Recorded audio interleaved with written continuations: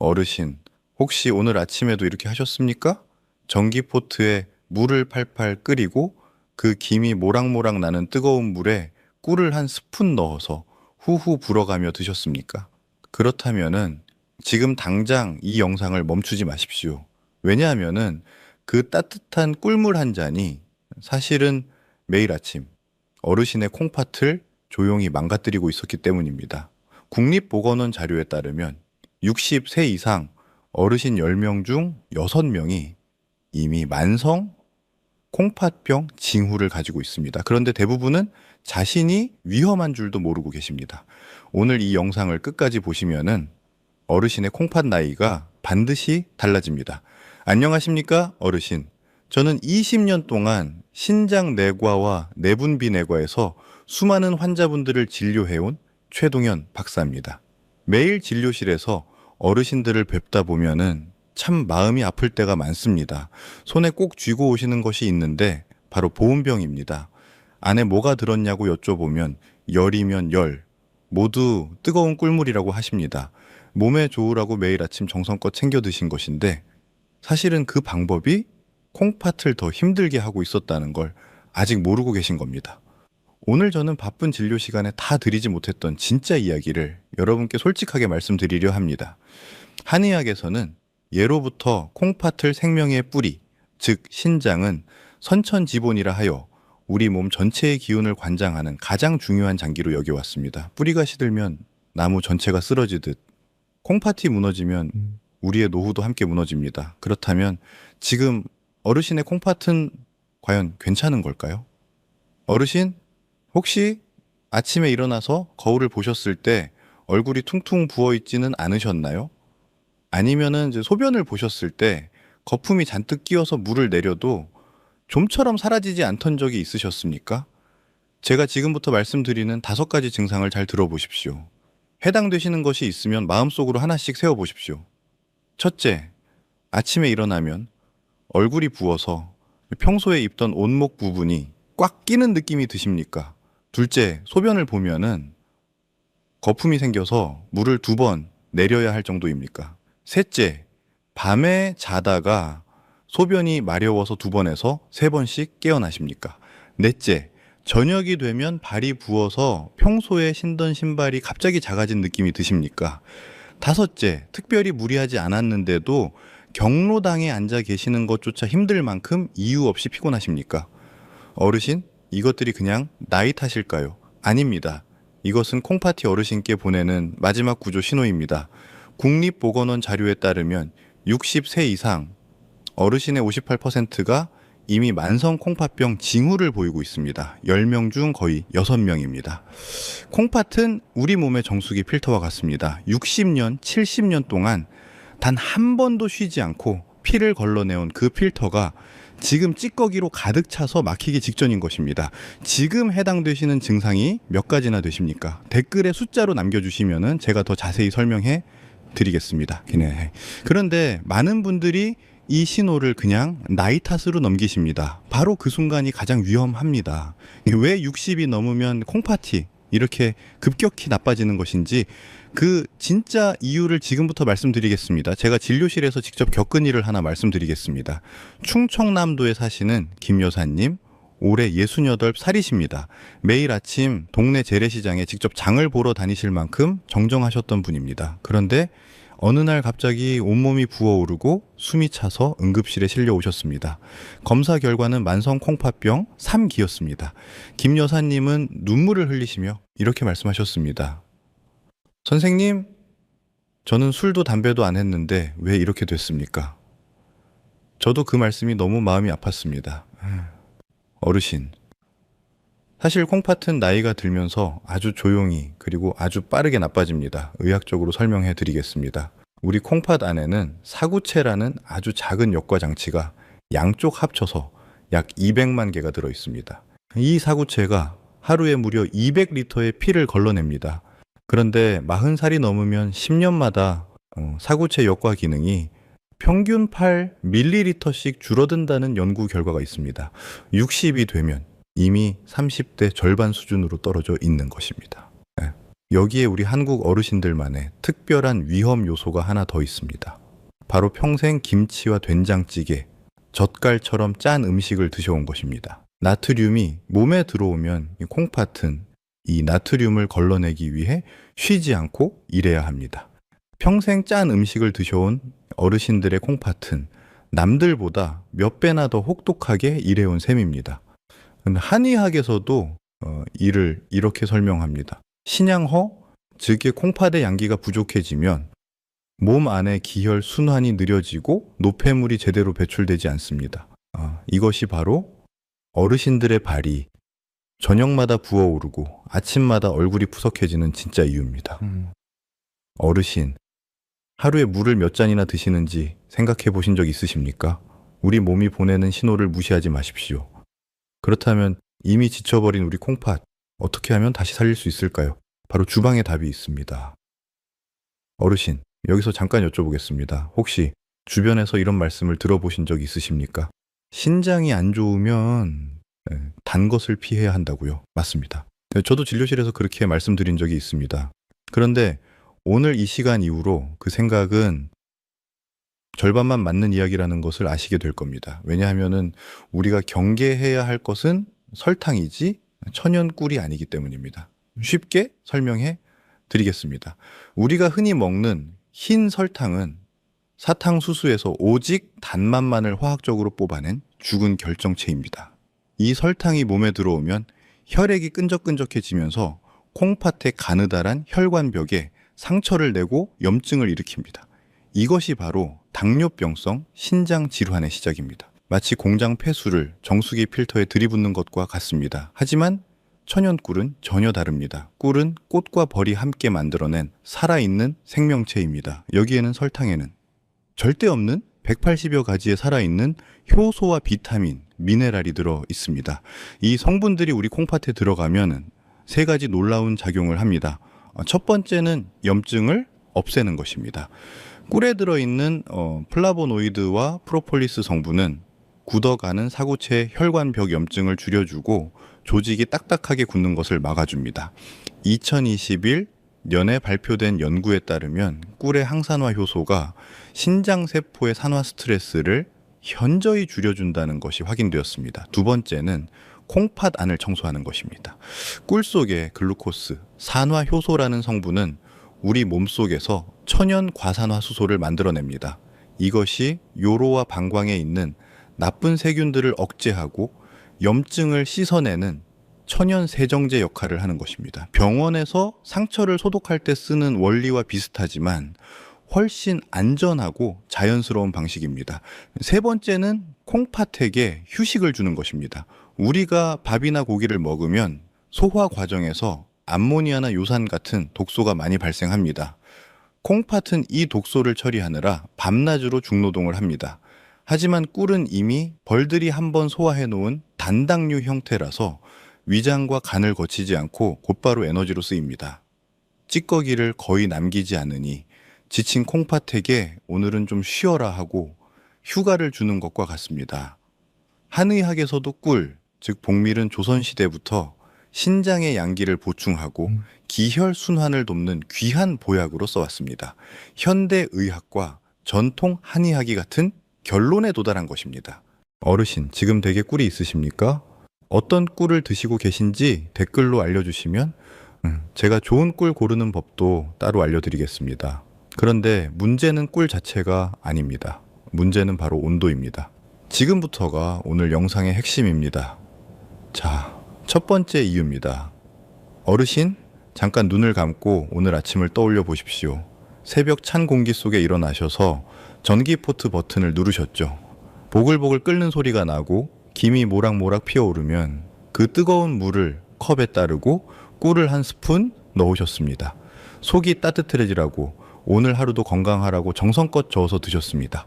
우리 어르신들이 수십 년째 해오신 아침 습관입니다. 그런데 어르신, 죄송하지만 솔직하게 말씀드려야 하겠습니다. 그 순간 어르신은 꿀물을 드신 것이 아닙니다.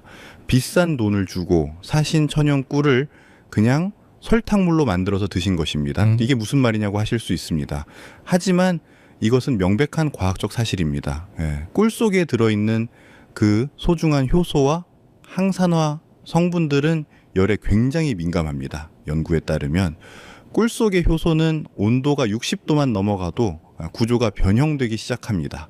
그리고 팔팔 끓는 물인 100도에 닿는 순간 거의 전부 파괴되어 버립니다. 살아있는 벌들이 수천 번 날갯짓을 하며 모아온 그 귀한 생명력이 뜨거운 물 한 잔에 허무하게 사라지는 것입니다. 마치 최상품 인삼을 사다가 너무 센 불에 오래 끓여서 영양소를 다 날려버리는 것과 똑같습니다.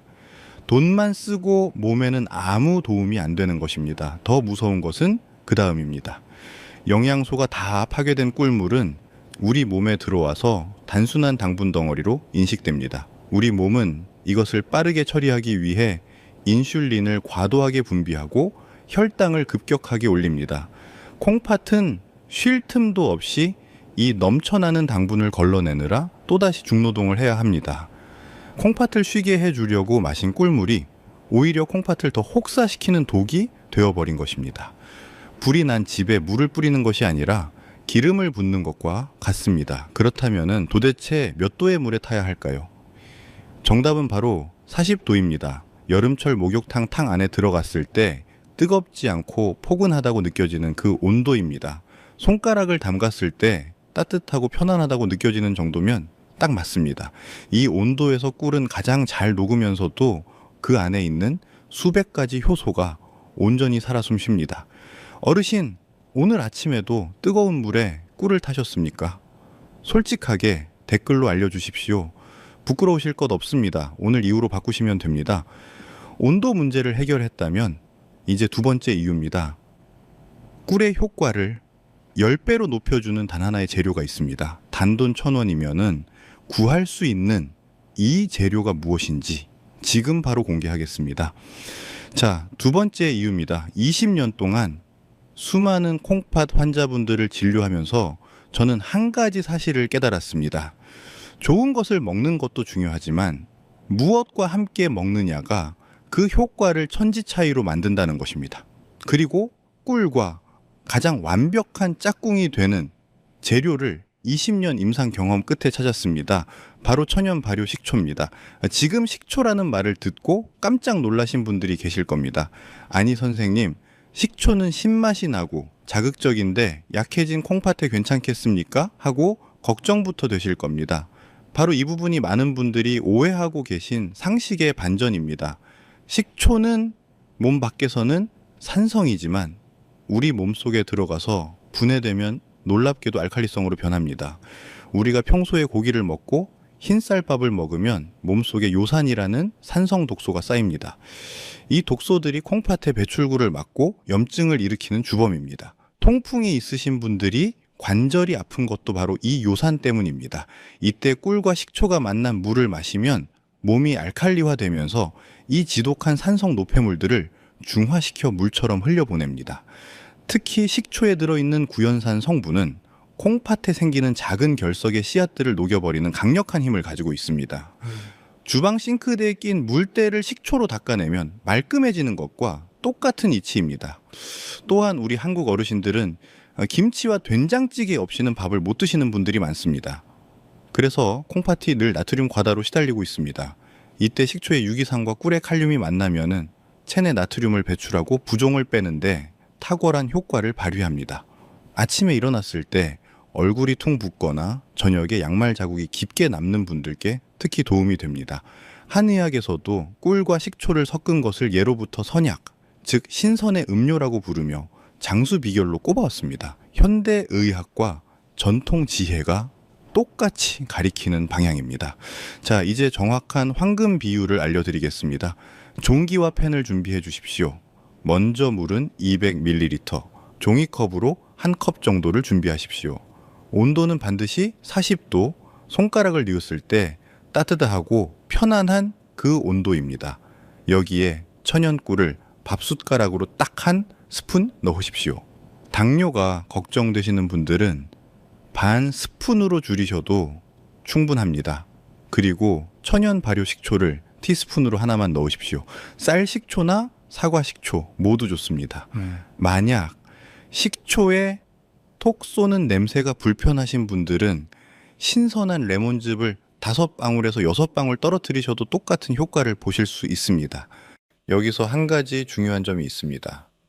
재료를 섞을 때는 반드시 나무 숟가락이나 플라스틱 스푼을 사용하십시오.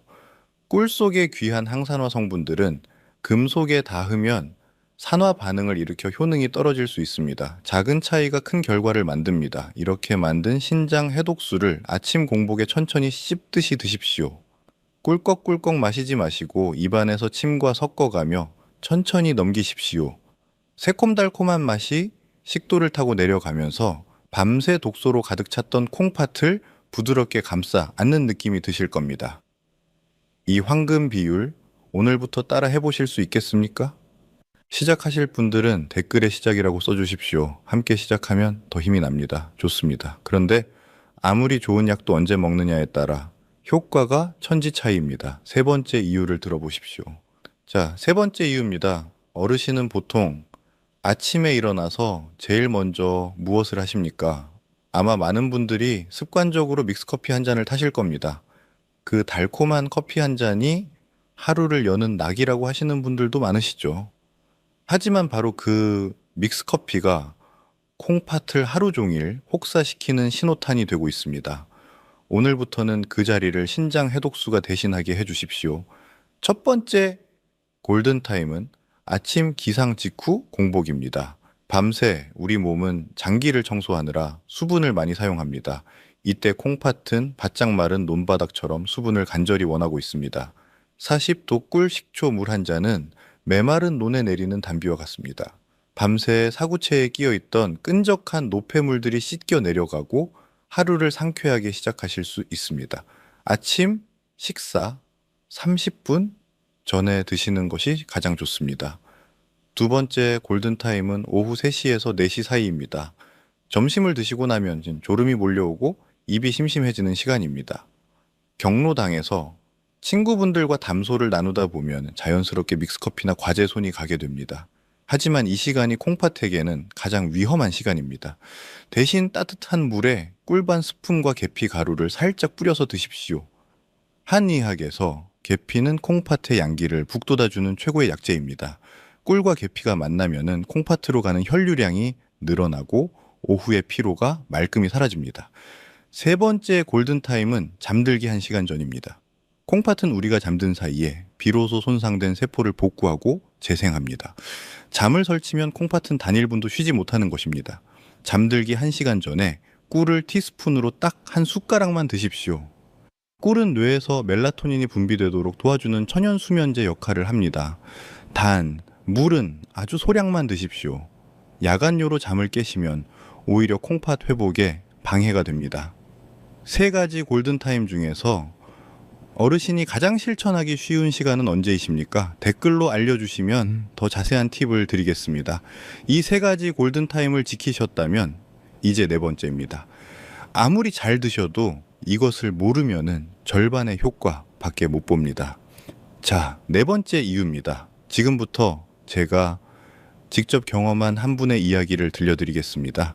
충청남도에 사시는 박 여사님, 올해 72살이십니다. 매일 아침 재래시장에 직접 장을 보러 다니시고 경로당에서 친구분들과 윷놀이를 즐기시던 활기찬 분이셨습니다.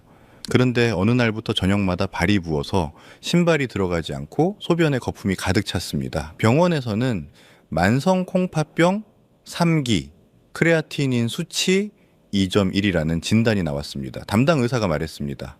이대로 가면 투석을 준비해야 합니다. 그 말을 들은 박 여사님이 가장 먼저 떠올린 것은 본인의 건강이 아니었습니다. 일주일에 3번 병원에 누워 있으면 손주들은 누가 돌보고 장손 결혼식에는 어떻게 가느냐는 것이었습니다. 자식에게 짐이 되는 것이 투석보다 더 두려우셨던 것입니다. 저와 상담하면서 결정적인 문제 2가지를 발견했습니다. 매일 아침 끓는 물에 꿀을 타서 드셨고 오후마다 경로당에서 믹스커피를 2잔씩 드셨습니다. 저는 그 2가지를 즉시 멈추게 하고 40도 꿀 식초 물로 바꿔드렸습니다. 사흘 만에 소변이 수월해졌습니다. 일주일 후 발부기가 빠지기 시작했습니다. 2달 뒤 정기검진에서 담당 의사가 고개를 갸웃거렸습니다. 크레아티닌이 2.1에서 1.6으로 떨어졌습니다. 염증 수치도 정상으로 돌아왔습니다. 방 여사님은 진료실에서 펑펑 우셨다고 합니다. 지금 방 여사님은 경로당 친구분들과 함께 매일 아침 꿀 식초 물로 하루를 시작하고 계십니다. 어르신, 이 이야기가 남의 일처럼 들리십니까? 아닙니다. 오늘부터 시작하시면 바로 어르신의 이야기가 됩니다. 좋습니다. 마지막 5번째입니다. 꿀이 만병통치약은 아닙니다. 이분들은 절대 드시면 안 됩니다. 자, 5번째 이유입니다. 어르신, 저는 지금부터 아주 중요한 말씀을 드려야 합니다. 앞서 제가 꿀이 콩팥을 살린다고 말씀드렸습니다. 하지만 저는 오늘 꿀을 팔려는 것이 아닙니다. 20년 동안 환자분들 곁에서 지켜온 의사로서 여러분의 안전을 지키려는 것입니다. 이 세상의 모든 사람에게 좋은 만병통치약은 존재하지 않습니다. 누군가에게는 죽어가는 세포를 살리는 생명수가 되지만 누군가에게는 치명적인 독이 될 수도 있습니다. 지금부터 말씀드리는 4가지 유형에 해당하시는 분들은 반드시 담당 의사와 먼저 상의하신 뒤에 섭취 여부를 결정하십시오. 첫째, 만성 콩팥병 4기 이상이신 분들, 즉 현재 투석을 받고 계시거나 투석 직전 단계에 계신 분들입니다. 꿀에는 칼륨이 들어 있습니다. 건강한 분들에게는 나트륨을 배출하는 이로운 성분이지만 콩팥 기능이 15% 미만으로 떨어진 분들은 칼륨을 몸 밖으로 내보내는 능력이 거의 없습니다. 이 경우 칼륨이 몸에 쌓여 심장 박동을 불규칙하게 만드는 고칼륨 혈증을 유발할 수 있습니다. 크레아티닌 수치가 3.0 이상이신 분들은 반드시 주치의 선생님께 먼저 여쭤보십시오. 둘째, 당뇨 조절이 전혀 안 되시는 분들입니다. 꿀이 설탕보다 혈당을 천천히 올리고 인슐린 저항성을 개선하는 것은 사실입니다. 하지만 결국 꿀도 당분입니다. 식후 혈당이 200이 넘어가거나 당화혈색소 수치가 높은 분들이 꿀을 수시로 드시면 불난집에 기름을 붓는 격이 됩니다. 이런 분들은 먼저 식단으로 이 혈당을 어느 정도 안정시킨 뒤 하루에 티스푼 하나 정도로 아주 소량만 드시되 반드시 채소나 현미밥 같은 식이섬유와 함께 드셔서 당 흡수 속도를 늦추십시오. 셋째, 돌전 어린 아기들입니다. 혹시 손주가 감기에 걸렸다고 꿀물을 타 먹이려는 할머니, 할아버지 분들이 계십니까? 절대 안 됩니다. 천연 꿀에는 보툴리누스균이라는 포자가 들어있을 수 있는데 어른들은 위산이 강해서 괜찮지만 장 기능이 미성숙한 아기들에게는 치명적인 식중독을 일으켜 호흡 곤란이나 마비를 유발할 수 있습니다. 사랑하는 손주를 위하신다면 꿀은 반드시 돌이 지난 뒤에 주십시오. 넷째, 꽃가루나 벌침, 알레르기가 심한 분들입니다. 꿀을 드시고 나서 목이 간질간질하거나 입술이 부어오른다면 즉시 섭취를 중단하십시오. 처음 드시는 분이라면 손등에 한 방울 발라보고 반응을 살핀 뒤에 드시는 것이 지혜로운 방법입니다. 혹시 본인이 이 4가지 중에 해당되십니까? 댓글로 알려주시면 제가 개인 상황에 맞는 추가 정보를 드리겠습니다. 자, 이제 오늘 배운 모든 것을 정리하고 보너스 비법까지 드리겠습니다. 끝까지 함께 해주셔서 정말 감사합니다. 자, 이제 오늘의 마지막입니다. 끝까지 함께 해주신 어르신께 특별한 선물을 드리겠습니다. 돈 한 푼 안 들고 누구나 하루 1분이면 할 수 있는 콩팥 살리기 비법입니다. 어르신, 콩팥이 우리 몸 어디에 붙어 있는지 정확히 아십니까? 바로 등 뒤 허리춤 양쪽에 있습니다. 한의학에서는 콩팥을 차가운 기운을 가장 싫어하는 장기라고 합니다.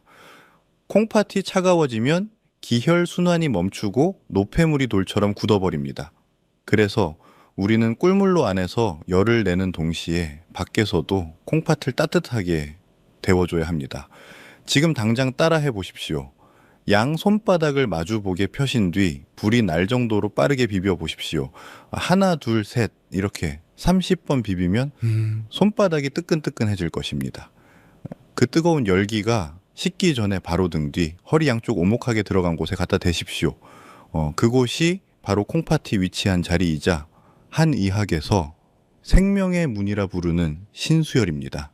따뜻한 손바닥으로 그곳을 위아래로 부드럽게 문질러 주십시오. 아침에 꿀 식초 물 한 잔 드신 직후에 이 마사지를 30번만 해보십시오. 뱃속에서는 따뜻한 꿀물이 콩팥을 씻어내고 등 뒤에서는 뜨거운 손바닥이 콩팥 혈관을 확장시켜줍니다. 안팎으로 협공을 하면 밤새 굳어있던 콩팥이 놀라울 정도로 빠르게 깨어납니다. 이 마사지를 꾸준히 하신 분들은 아침 허리 뻐근함이 사라지고 소변 줄기가 굵어졌다고 말씀하십니다. 그리고 마지막으로 콩팥을 더욱 강하게 지켜주는 3가지 음식을 알려드리겠습니다. 첫 번째는 사과입니다. 사과 껍질 속의 팩틴 성분이 콩팥에 쌓인 노폐물을 자석처럼 끌어당겨 배출해줍니다. 매일 아침 껍질째 반 개만 드십시오. 두 번째는 배입니다. 배는 천연 이뇨제 역할을 하여 독소를 시원하게 씻어냅니다. 저녁에 따뜻한 배숙 한 그릇은 콩팥에게 최고의 선물입니다. 세 번째는 블루베리입니다. 블루베리의 안토시아닌 성분이 손상된 콩팥 혈관을 다시 튼튼하게 복구해줍니다. 오후에 한 줌씩 드시면 됩니다. 단, 콩팥이 많이 약하신 분들은 드시기 전에 찬물에 30분 이상 담가서 칼륨을 충분히 빼신 뒤에 드십시오. 자, 이제 오늘 배운 모든 것을 정리해 드리겠습니다. 하나, 끓는 물에 꿀을 타는 것은 절대 안 됩니다.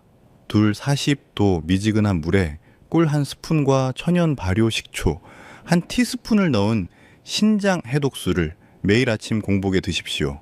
셋, 아침 공복 오후 3시에서 4시 잠들기 1시간 전 이 3가지 골든타임을 반드시 지키십시오. 넷, 아침마다 손바닥을 비벼 신수혈을 30번 문질러 주십시오. 다섯, 사과와 배와 블루베리를 매일 챙겨 드십시오. 어르신, 오늘 제가 드린 이야기는 단순한 건강 정보가 아닙니다. 평생을 가족을 위해 헌신하느라 정작 자신의 몸이 보내는 신호는 외면하고 사셨던 우리 시대의 모든 어머니 아버지들께 드리는 의사로서의 간곡한 부탁입니다. 콩팥은 우리 생명의 뿌리입니다. 뿌리가 튼튼해야 나무 전체가 오래 삽니다. 돈이 드는 것도 아니고 힘이 드는 것도 아닙니다. 그저 내 몸을 사랑하겠다는 작은 결심 하나면 충분합니다. 오늘 영상이 도움이 되셨다면 경로당 친구분들께도 꼭 공유해 주십시오. 여러분의 공유 한 번이 소중한 누군가의 콩팥을 살릴 수 있습니다. 댓글에 숫자 2를 남겨주시면 더 많은 어르신들께 이 영상이 전달됩니다. 구독 버튼을 눌러주시면 다음에도 어르신의 건강을 지키는 귀한 정보를 가장 먼저 받아보실 수 있습니다. 늘 건강하고 행복하십시오. 감사합니다.